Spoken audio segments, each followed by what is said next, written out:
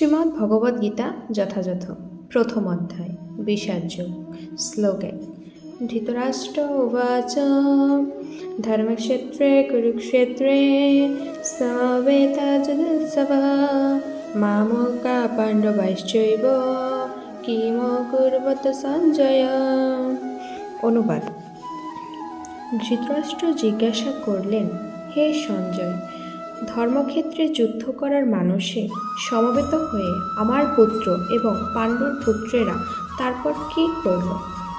তাৎপর্য: ভগবদ্গীতা হচ্ছে বহুজন পঠিত ভগবত তত্ত্ববিজ্ঞান, যার মর্ম গীতা মাহাত্ম্যে বর্ণিত হয়েছে। সেখানে বলা হয়েছে, ভগবদ্গীতা পাঠ করতে হয় ভগবত তত্ত্বদর্শী কৃষ্ণ ভক্তের তত্ত্বাবধানে। ব্যক্তিগত দৃষ্টিভঙ্গির পরিপ্রেক্ষিতে গীতার বিশ্লেষণ করা কখনোই উচিত নয়। গীতার যথাযথ অর্থ উপলব্ধি করার দৃষ্টান্ত ভগবদ্গীতাই আমাদের সামনে তুলে ধরেছেন অর্জুনের মাধ্যমে, যিনি স্বয়ং ভগবানের কাছ থেকে সরাসরিভাবে এই গীতার জ্ঞান লাভ করেছিলেন। অর্জুন ঠিক যেভাবে গীতার মর্ম উপলব্ধি করেছিলেন, ঠিক সেই দৃষ্টিভঙ্গি ও মনোবৃত্তি নিয়ে সকলেরই গীতা পাঠ করা উচিত। তাহলেই গীতার যথাযথ মর্ম উপলব্ধি করা সম্ভব। সৌভাগ্যবশত যদি কেউ গুরু পরম্পরা সূত্রে ভগবদ্গীতার মন গড়া ব্যাখ্যা ব্যতীত যথাযথ অর্থ উপলব্ধি করতে পারেন, তবে তিনি সমস্ত বৈদিক জ্ঞান এবং পৃথিবীর সব রকমের শাস্ত্রজ্ঞান আয়ত্ত করতে সক্ষম হন। ভগবদ্গীতা পড়ার সময় আমরা দেখি, অন্য সমস্ত শাস্ত্রে যা কিছু আছে তা সবই ভগবদ্গীতায় আছে। উপরন্তু ভগবদ্গীতায় এমন অনেক তত্ত্ব আছে যা আর কোথাও নেই। এটিই হচ্ছে গীতার মাহাত্ম্য, এবং এই জন্যই গীতাকে সর্বশ্রেষ্ঠ শাস্ত্র বলে অভিহিত করা যায়। গীতা হচ্ছে পরম তত্ত্বদর্শন, কারণ পরমেশ্বর ভগবান শ্রীকৃষ্ণ নিজে এই জ্ঞান দান করে গেছেন। মহাভারতে বর্ণিত ধৃতরাষ্ট্র ও সঞ্জয়ের আলোচনার বিষয়বস্তু হচ্ছে ভগবদ্গীতার মহৎ তত্ত্বদর্শনের মূল উপাদান।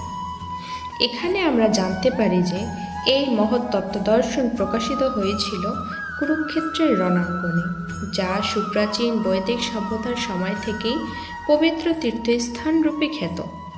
ভগবান যখন মানুষের উদ্ধারের জন্য এই পৃথিবীতে অবতরণ করেছিলেন, তখন এই পবিত্র তীর্থস্থানে তিনি নিজে পরম তত্ত্ব সমন্বিত এই গীতা দান করেন। এই শ্লোকে ধর্মক্ষেত্র শব্দটি খুবই তাৎপর্যপূর্ণ, কারণ কুরুক্ষেত্রের যুদ্ধক্ষেত্রে ভগবান শ্রীকৃষ্ণ অর্জুন তথা পাণ্ডবদের পক্ষে ছিলেন। দুর্যোধন আদি কৌরবদের পিতা ধৃতরাষ্ট্র তার পুত্রদের বিজয় সম্ভাবনার সম্বন্ধে অত্যন্ত সন্দিগ্ধ হয়ে পড়েছিলেন। দ্বিধাগ্রস্ত চিত্তে তাই তিনি সঞ্জয়কে জিজ্ঞেস করেছিলেন, আমার পুত্র ও পাণ্ডুর পুত্রেরা তারপর কি করল? তিনি নিশ্চিত ছিলেন যে তার পুত্র ও পাণ্ডুপুত্রেরা কুরুক্ষেত্রের বিস্তীর্ণ ভূমিতে যুদ্ধ করবার জন্য সমবেত হয়েছিলেন, কিন্তু তবুও তার অনুসন্ধানটি ছিল তাৎপর্যপূর্ণ। তিনি চাননি যে পাণ্ডব ও কৌরবদের মধ্যে কোনো আপোষ মীমাংসা হোক, কিন্তু তিনি চেয়েছিলেন যুদ্ধে তার পুত্রদের ভাগ্য সুনিশ্চিত হোক। তার কারণ হচ্ছে কুরুক্ষেত্রের পুণ্যতীর্থে এই যুদ্ধের আয়োজন হয়েছিল। বেদে বলা হয়েছে, কুরুক্ষেত্র হচ্ছে অতি পবিত্র স্থান, যা দেবতারাও পূজা করে থাকেন। তাই ধৃতরাষ্ট্র এই যুদ্ধের ফলাফলের ওপর এই পবিত্র স্থানের প্রভাব সম্বন্ধে শঙ্কাকুল হয়ে পড়েছিলেন। তিনি খুব ভালোভাবে জানতেন যে অর্জুন এবং পাণ্ডুর অন্যান্য পুত্রদের ওপর এই পবিত্র স্থানের মঙ্গলময় প্রভাব সঞ্চারিত হবে, কারণ তারা সকলেই ছিলেন অত্যন্ত ধর্মপরায়ণ। সঞ্জয় ছিলেন ব্যাসদেবের শিষ্য, তাই ব্যাসদেবের আশীর্বাদে তিনি দিব্যচক্ষু প্রাপ্ত হন, যার ফলে তিনি ঘরে বসেও কুরুক্ষেত্রের সমস্ত ঘটনা দেখতে পাচ্ছিলেন। তাই ধৃতরাষ্ট্র তাকে যুদ্ধক্ষেত্রের পরিস্থিতি সম্পর্কে জিজ্ঞাসা করেন। পাণ্ডবেরা এবং ধৃতরাষ্ট্রের পুত্রেরা ছিলেন একই বংশজাত, কিন্তু ধৃতরাষ্ট্রের মনোভাব এখানে প্রকাশ পেয়েছে। তিনি কেবল তার পুত্রদেরই কৌরব বলে গণ্য করে পাণ্ডুর পুত্রদের বংশগত উত্তরাধিকার থেকে বঞ্চিত করেছেন। এভাবে ভ্রাতুষ্পুত্র বা পাণ্ডুর পুত্রদের সঙ্গে সম্পর্কের মাধ্যমে ধৃতরাষ্ট্রের বিশেষ দৃষ্টিভঙ্গি হৃদয়ঙ্গম করা যায়।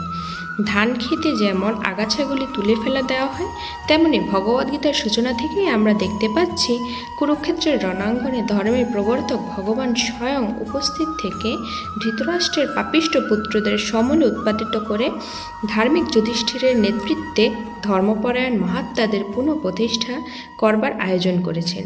বৈদিক এবং ঐতিহাসিক গুরুত্ব ছাড়াও সমগ্র গীতার তত্ত্বদর্শনের পরিপ্রেক্ষিতে ধর্মক্ষেত্র এবং কুরুক্ষেত্রে এই শব্দ দুটি ব্যবহারের তাৎপর্য বুঝতে পারা যায়।